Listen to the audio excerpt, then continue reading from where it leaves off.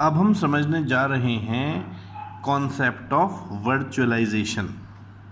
जब हम वर्चुअलाइजेशन की बात करते हैं तो वर्चुअलाइजेशन का मतलब होता है देखने में लगना पर असली में ना होना, यानी कि किसी डिवाइस या किसी रिसोर्स का वर्चुअल वर्जन क्रिएट कर देना जो अपरेंटली लग रहा है कि है पर असली में नहीं है।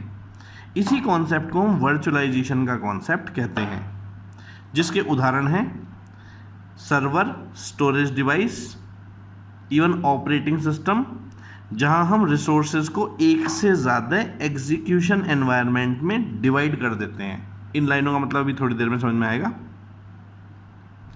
यहाँ पर जब हम वर्चुअलाइजेशन की बात करते हैं तो वर्चुअलाइजेशन के लिए आपको एक सिंपल भाषा में जो लिखना है वो लिखना है कि virtualization is a concept which provide real appearance without being actual. यानी कि वर्चुअलाइजेशन एक ऐसा कॉन्सेप्ट है जो कि ऐसे दर्शाता है कि रियल में वो चीज़ है जो कि असली में है नहीं। इस कॉन्सेप्ट को हम वर्चुअलाइजेशन का कॉन्सेप्ट कहते हैं। वर्चुअलाइजेशन का जो सबसे बेसिक आपने एक्सपीरियंस किया होगा वो किया होगा अपने कंप्यूटर में। आपका जो कंप्यूटर होता है उसमें एक हार्ड डिस्क होती है, लेकिन उसके बावजूद भी जब आप माई कंप्यूटर वाले आइकन पर क्लिक करते हैं तो आपने देखा होगा उसमें ऐसे लिखा रहता है C drive, D drive, E drive. और कई बार ऐसा होता है कि जो सी ड्राइव है वो करप्ट हो जाती है, लेकिन डी ड्राइव और ई ड्राइव का कुछ नहीं बिगड़ता। जो फाइलें उसमें स्टोर रहती हैं वो इसी में स्टोर रहती हैं, जिससे ऐसा लगता है कि शायद कहीं 3 ड्राइव होंगी कंप्यूटर में, लेकिन एक्चुअली वे 3 ड्राइव नहीं, वो एक ही ड्राइव है कंप्यूटर में जिसे लॉजिकली पार्टीशन कर दिया गया है, जिसे लॉजिकली पार्टीशन कर दिया गया है सी, डी और ई में। तो देखने में लग रहा है कि 3 ड्राइव्स हैं जबकि वो एक ड्राइव है। ये जो पार्टीशनिंग का कॉन्सेप्ट है ये ही एक्चुअली वर्चुअलाइजेशन को जन्म देता है। यदि हम डेफिनेशन देखें तो डेफिनेशन में यहाँ पर ये बात लिखी भी है, लिखा है core concept of virtualization lies in partitioning which divides a single physical server into multiple logical servers. ये लाइन तो अभी थोड़ी देर में समझेंगे, लेकिन जो पार्टीशनिंग का कॉन्सेप्ट है वही वर्चुअलाइजेशन को जन्म देता है। जैसे यहाँ पे तो एग्जाम्पल में लिख भी दिया गया, partitioning of hard drive virtualization माना जाता है, क्योंकि ऐसा लगता है जैसे एक ही ड्राइव नहीं बल्कि एक से ज़्यादा ड्राइव्स हों। तो यानी कि जो वर्चुअलाइजेशन का कॉन्सेप्ट है वो पार्टीशनिंग से आया। अभी हम लोग समझेंगे इसके सारे एग्जाम्पल्स। तो वर्चुअलाइजेशन का एक उदाहरण हम लोग लेंगे, बहुत ही इंपॉर्टेंट एग्जाम्पल है और इस डायग्राम से वो अच्छे से समझ में आएगा। ध्यान से देखें इस डायग्राम को। हम लोगों को अब ये पता है कि हर मशीन हर ऑपरेटिंग सिस्टम को एक्सेप्ट नहीं करती है और हर ऑपरेटिंग सिस्टम पर हर एप्लीकेशन नहीं चलती है। ये बात अब हमें पता है। जैसे हमें पता है कि यदि HP की मशीन है तो ऐसे केस में उस पर iOS का ऑपरेटिंग सिस्टम नहीं चलेगा, और हमें ये भी पता है कि जहाँ iOS के ऑपरेटिंग सिस्टम चलेंगे उस पर विंडोज़ वाली एप्लीकेशन नहीं चलेंगी, क्योंकि विंडोज़ वाली एप्लीकेशन अलग होती हैं, iOS की एप्लीकेशन अलग होती हैं, यानी कि ऑपरेटिंग सिस्टम और एप्लीकेशन सॉफ्टवेयर्स।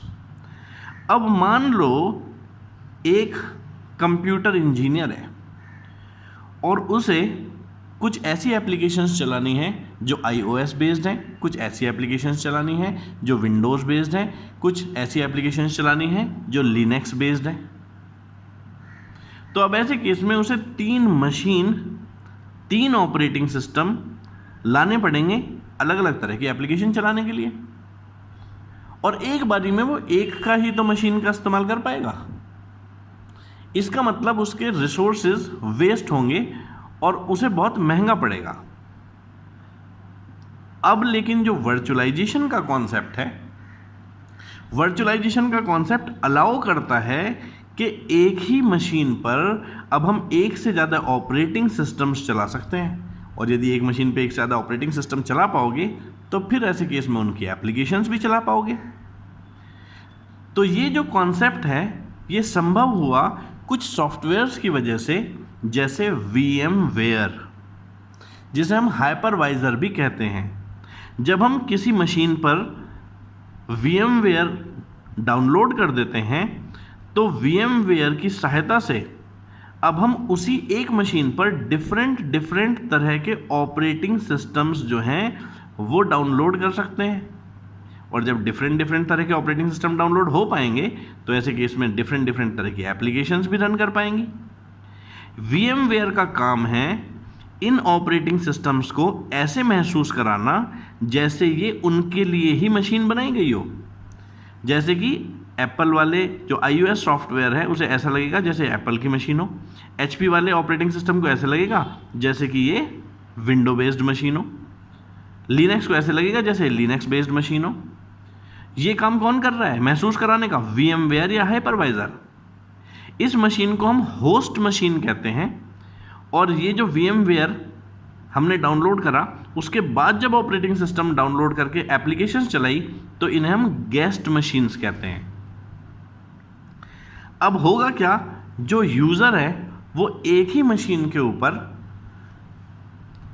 जो विंडो बेस्ड एप्लीकेशन है वो भी चला पाएगा, जो iOS बेस्ड एप्लीकेशन है वो भी चलाएगा, जो लिनक्स बेस्ड एप्लीकेशन है वो भी चला पाएगा। यानी कि होगा क्या कि 3 मशीन लाने की कोई ज़रूरत नहीं है, एक ही मशीन से सारे काम हो जाएंगे, जिससे रिसोर्सेज बचेंगे, पैसे बचेंगे, एनर्जी बचेगी, कॉस्ट बचेगी और एफिशिएंसी भी सुधरेगी, क्योंकि बार बार एक कंप्यूटर से दूसरे कंप्यूटर से तीसरे कंप्यूटर पे जाने की ज़रूरत नहीं पड़ेगी। और देखने में ऐसा लगेगा जैसे हमारे पास तो 3 सिस्टम्स हों जिसमें हम ऑपरेटिंग सिस्टम्स चला रहे हैं, iOS भी, विंडोज़ भी, लिनक्स भी, लेकिन एक्चुअली है तो वो एक ही। इसी कॉन्सेप्ट को हम वर्चुअलाइजेशन का कॉन्सेप्ट कहते हैं।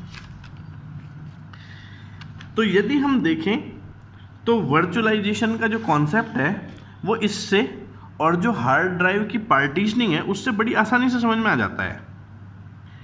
इसके अलावा जब हम वर्चुअलाइजेशन की बात करते हैं तो जब हमें वर्चुअलाइजेशन का कॉन्सेप्ट आता है तो अब ये भी समझना होगा कि वर्चुअलाइजेशन किस किस काम में आता है।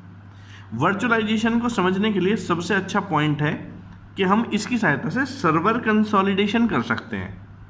कहने लगा जी सर्वर कंसोलिडेशन क्या होता है?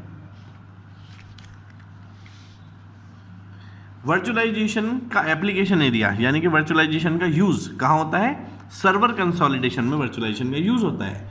तो बताओ कि सर्वर कंसोलिडेशन क्या है, तो समझो।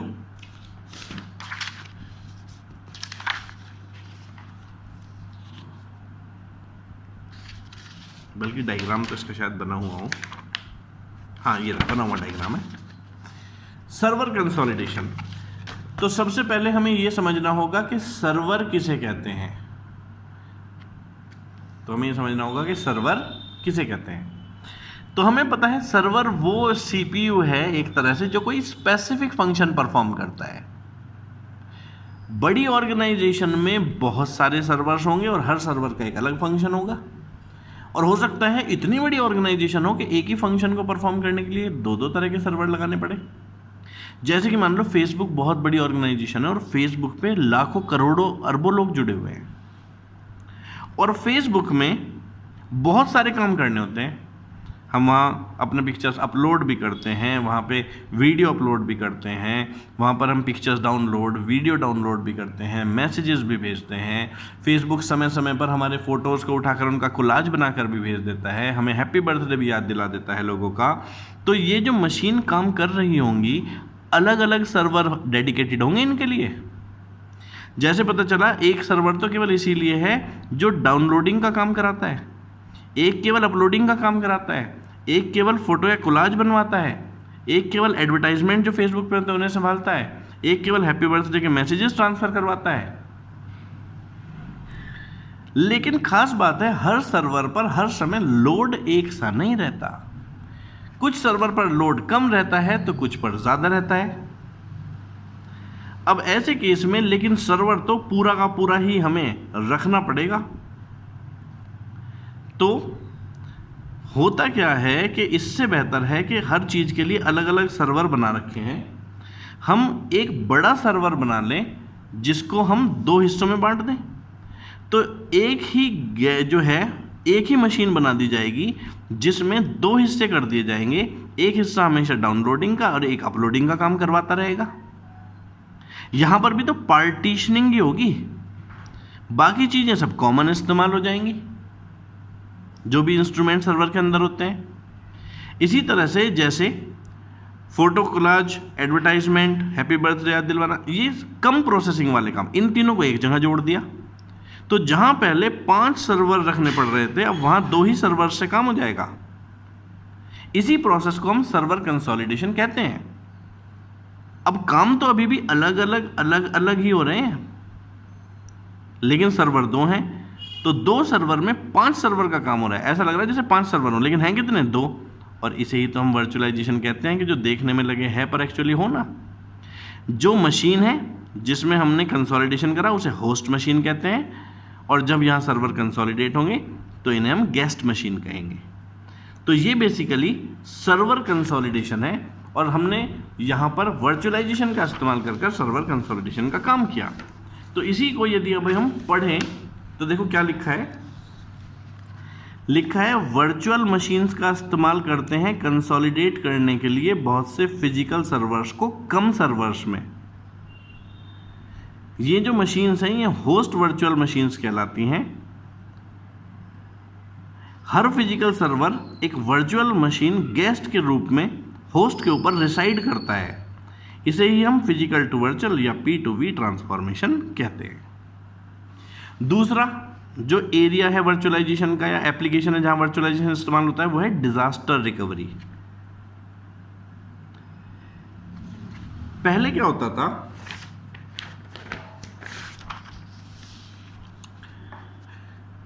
होता था, बैकअप लिया जाता था सारे डाटा का। एक अलग डिवाइस, एक अलग मशीन में बैकअप लिया जाता था सारे डाटा का, और यदि कहीं पर मशीन रुक जाती थी, प्रोसेसिंग खराब हो जाती थी, डिस्क में प्रॉब्लम आ जाती थी, तो उस बैकअप से दोबारा से प्रोसेसिंग स्टार्ट कर लेते थे ताकि जो हमारा डाटा है वो लॉस्ट ना हो। पर इसमें समस्या ये थी कि सब कुछ ना रुक जाता था एकदम। लेकिन यदि हम यहाँ डिज़ास्टर रिकवरी की बात करें तो अब लाइव बैकअप संभव है। जैसे आप अपने कंप्यूटर में अपने हार्ड डिस्क की एक पार्ट को केवल और केवल बैकअप के पर्पस के लिए इस्तेमाल कर लो, या बहुत सारे सर्वर्स में से एक सर्वर को लाइव बैकअप के रूप में इस्तेमाल कर लो, ताकि यदि किसी और सर्वर में या आपके डिस्क में प्रॉब्लम आए तो ऐसे केस में जो वहाँ तक हुआ है उसके बाद से बैकअप तुरंत आपको मिल जाए। इसे हम लाइव बैकअप कहते हैं। इससे प्रोसेसिंग किसी भी पॉइंट पर रुकेगी नहीं और एफिशिएंसी बढ़ जाएगी। देखने में तो ऐसा ही लग रहा है जैसे कि कोई अलग ही मशीन आपने बैकअप के लिए रख दी हो, लेकिन एक्चुअली वो अलग मशीन नहीं है, वो उसी का पार्ट है जो डिस्क है जिसमें प्रोसेसिंग चल रही है। जिसमें प्रोसेसिंग चल रही है उसी डिस्क में से एक हिस्सा पार्टीशन कर बैकअप के लिए इस्तेमाल कर लिया, जिसे लाइव बैकअप कहा गया। ये डिजास्टर को रिकवर करने का कॉन्सेप्ट है। यहाँ पर भी यानी कि इस्तेमाल हो गई क्या, वर्चुअलाइजेशन। यानी कि यदि हम सरल भाषा में लिखें तो सेम मशीन का इस्तेमाल कर सकते हैं और डिवाइड कर देते हैं उसे 2 पार्ट्स में, एक प्रोसेसिंग के लिए और एक बैकअप के लिए। इससे एफिशिएंसी बढ़ती है। वर्चुअल मशीन एक तरह से स्टैंड बाय है या हॉट स्टैंड बाय। हॉट इसलिए कहा क्योंकि वो लाइव रहेगा बैकअप उसका। वर्चुअल मशीन को हम इस्तेमाल कर सकते हैं एक हॉट स्टैंड बाय एनवायरनमेंट के रूप में फिजिकल सर्वर्स के लिए। इससे बैकअप और रेस्टोरेशन पॉलिसी जो है ना वो थोड़ी सी बदल जाएगी। इसमें हमें सब कुछ बंद करके दोबारा चलाने की कोई ज़रूरत नहीं होगी कंप्यूटर को। जो हमारा वर्चुअल मशीन है उसमें लाइव बैकअप चल रहा होगा, और ऐसे केस में यदि हमारे प्रोडक्शन सर्वर में कोई आउटेज आया तो ऐसे केस में वो आउटेज को तुरंत ही लाइव बैकअप से फुलफिल कर देगा और प्रोसेसिंग जो है वो कंटिन्यूस रहेगी, जिसकी वजह से हमें किसी भी टाइम पर ना रुकना पड़ेगा, ना ही दोबारा से सारा बैकअप लेके जीरो से रीस्टार्ट करना पड़ेगा, वो वहीं से रीस्टार्ट हो जाएगा। इसे ही हम डिज़ास्टर रिकवरी कहते हैं। तो वर्चुअलाइजेशन का इस्तेमाल सर्वर कंसोलिडेशन में भी है, डिज़ास्टर रिकवरी में भी है। टेस्टिंग ट्रेनिंग में तो है ही, चीज़ों को सिखाया जा सकता है। जैसे कि हम ये कहते हैं कि वर्चुअलाइजेशन जो है वो वर्चुअल मशीन्स को एक्सेस देता है, जिसकी वजह से हम कर्नेल डेवलपमेंट और ऑपरेटिंग सिस्टम कोर्सेज को आसानी से सीख सकते हैं। ये लाइन आपको याद करनी पड़ेगी क्योंकि ये थोड़ी ज़्यादा टेक्निकल है और इसके बारे में कोई ज़्यादा यहाँ पर डिटेल्स दी भी नहीं गई हमारी। तो बस ये समझो कि वर्चुअलाइजेशन की सहायता से हम एक ही मशीन से एक से ज़्यादा तरह की चीज़ें सीख सकते हैं। जैसे यहाँ पर हम इसमें देख रहे हैं, यदि किसी को iOS भी सीखना है, किसी को विंडोज़ भी सीखनी है, किसी को लिनक्स भी सीखना है, तो अलग अलग कंप्यूटर्स की ज़रूरत नहीं है। एक ही कंप्यूटर पर VMware या हाइपरवाइज़र की सहायता से हम सारी की सारी जो ऑपरेटिंग सिस्टम और एप्लीकेशंस हैं वो चलाना सीख सकते हैं। तो टेस्टिंग ट्रेनिंग में भी वर्चुअलाइजेशन हेल्पफुल है। इसके अलावा वर्चुअलाइजेशन पोर्टेबल वर्कप्लेस और पोर्टेबल एप्लीकेशंस जो है उसमें हेल्प करता है। पोर्टेबल का मतलब होता है जो आसानी से एक जगह से दूसरी जगह मूव हो जाए। जैसे आज रिसेंट टेक्नोलॉजीज़ की सहायता से हमारे पास USB डिवाइसेस हैं, मेमोरी स्टिक्स हैं, आईपॉड्स हैं। हम कोई भी फाइल उनमें स्टोर कर कहीं भी लेके अपनी जेब में डाल के घूम सकते हैं और जहाँ भी ज़रूरत हो उस कंप्यूटर में लगाकर उन फाइल्स को एक्सेस कर सकते हैं। कंप्यूटर को तो ऐसा लगता है कि ये जो इन्फॉर्मेशन है ये कंप्यूटर की हार्ड डिस्क में स्टोर्ड है और वो उसे उसी तरह से प्रोसेस भी कर देता है। इसीलिए वो भी वर्चुअलाइजेशन का ही एक कॉन्सेप्ट है और कहलाया पोर्टेबल वर्कप्लेस। पोर्टेबल एप्लीकेशंस भी ऐसी ही चीज़ हैं। पोर्टेबल एप्लीकेशंस बेसिकली ऐसी एप्लीकेशंस हैं जो हम पेन ड्राइव में, मेमोरी स्टिक में जो है लेके घूम सकते हैं। जब हम कंप्यूटर के अंदर उन्हें लगा देते हैं तो उस एप्लीकेशन को कंप्यूटर की हार्ड डिस्क पर इंस्टॉल करने की कोई आवश्यकता नहीं है। वो जो हमने एक्सटर्नल डिवाइस लगाई है जैसे मेमोरी स्टिक, वो उसी के अंदर हमें जो प्रोसेस है वो करके दे देती है। हमें उस एप्लीकेशन को कंप्यूटर के अंदर इंस्टॉल करने की कोई आवश्यकता नहीं पड़ती। कंप्यूटर को तो ऐसा ही महसूस होता है जैसे कि हार्ड डिस्क पर ही सारा का सारा जो सॉफ्टवेयर है वो इंस्टॉल्ड हो। तो ऐसे केस में बगैर हार्डवेयर पर इंस्टॉल किए एप्लीकेशन हमारे काम को प्रोसेस करके हमें दे देती है। ये भी वर्चुअलाइजेशन का कॉन्सेप्ट है। पोर्टेबल एप्लीकेशंस की आवश्यकता पड़ती है कभी कभी एप्लीकेशन रन करने के लिए, तो हम रिमूवेबल ड्राइव बगैर इंस्टॉल किए कंप्यूटर के सिस्टम की डिस्क ड्राइव पर अपने काम को पूरा कर लेते हैं। वर्चुअलाइजेशन का इस्तेमाल होता है यहाँ एनकैप्सुलेट करने के लिए एप्लीकेशन एक रीडायरेक्शन लेयर के साथ जो टेम्परेरीली स्टोर कर लेते हैं फाइल और उसे हम फिर परमानेंटली कंप्यूटर की हार्ड डिस्क पर स्टोर नहीं करते हैं। तो इससे क्या होता है, इससे ऐसा लगता है कि जैसे वो प्रोग्राम, वो एप्लीकेशन कंप्यूटर में स्टोर्ड हो और वो हमें कोई चीज़ प्रोसेस करके दे रही हो। तो ये कॉन्सेप्ट भी वर्चुअलाइजेशन का कॉन्सेप्ट कहलाता है। वर्चुअलाइजेशन में कई तरह के वर्चुअलाइजेशन है, जैसे हार्डवेयर वर्चुअलाइजेशन। एक्चुअली ये जो हमने एग्जाम्पल समझा था ये हार्डवेयर वर्चुअलाइजेशन का ही है, क्योंकि यहाँ हमारी एक मशीन 6 मशीनों की तरह काम कर रही है, इसीलिए इसे हम हार्डवेयर वर्चुअलाइजेशन ही कहते हैं। जो हमने एग्जाम्पल यहाँ पर सीखा, देखो क्या लिखा है। हार्डवेयर वर्चुअलाइजेशन या प्लेटफॉर्म वर्चुअलाइजेशन का मतलब है एक तरह से क्रिएट कर देना वर्चुअल मशीन जो अपने आप में एक real computer with operating system की तरह काम करेगी। सॉफ्टवेयर जो एग्जीक्यूट होंगे इन वर्चुअल मशीन्स पर उनका हार्डवेयर एक ही होगा, सबका अंडरलाइंग हार्डवेयर, पर ऐसा उस ऑपरेटिंग सिस्टम को महसूस नहीं होगा। क्यों? बीच में VMware है। उदाहरण के तौर पर कंप्यूटर जो माइक्रोसॉफ्ट विंडोज़ चला रहा है वो होस्ट कर सकता है वर्चुअल मशीन की तरह से और लग सकता है जैसे कि लिनक्स ऑपरेटिंग सिस्टम चलाने योग्य हो।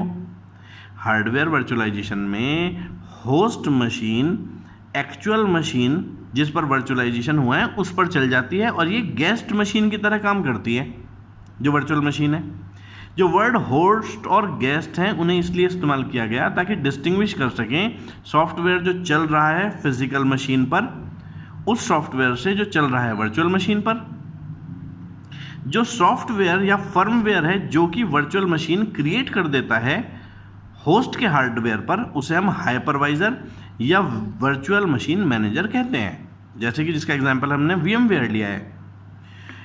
जो वर्चुअलाइजेशन है उसका गोल एक तरह से एडमिनिस्ट्रेटिव टास्क को सेंट्रलाइज करना है और स्केलेबिलिटी को बढ़ाना है। स्केलेबिलिटी को बढ़ाने का मतलब है अब ज़्यादा काम हो सकते हैं उससे जो पहले नहीं हो सकते थे। ओवरऑल हार्डवेयर रिसोर्स की यूटिलाइजेशन भी तो बढ़ गई है। पहले तो ऐसे केस में, वरना लंबे समय तक जब तक iOS पे काम हो रहा है तो एप्पल वाले कंप्यूटर पर चल रहा होगा काम, विंडो वाला खाली पड़ा होगा। लेकिन अब ऐसा नहीं है, अब तो एक ही मशीन का इस्तेमाल सब कुछ करने के लिए हो रहा है, तो वो किसी भी समय खाली रहता ही नहीं है। तो ओवरऑल हार्डवेयर रिसोर्स यूटिलाइजेशन बढ़ गई है। वर्चुअलाइजेशन से एक से ज़्यादा ऑपरेटिंग सिस्टम को पैरेलली हम एक ही CPU पे चला सकते हैं। जो हाइपरवाइजर कंट्रोल है वो प्रोसेसर को कंट्रोल करता है और अदर कंपोनेंट्स को अलाउ करता है डिफरेंट ऑपरेटिंग सिस्टम्स को रन करना एक ही मशीन पर बगैर अलग अलग सोर्स कोड डाले।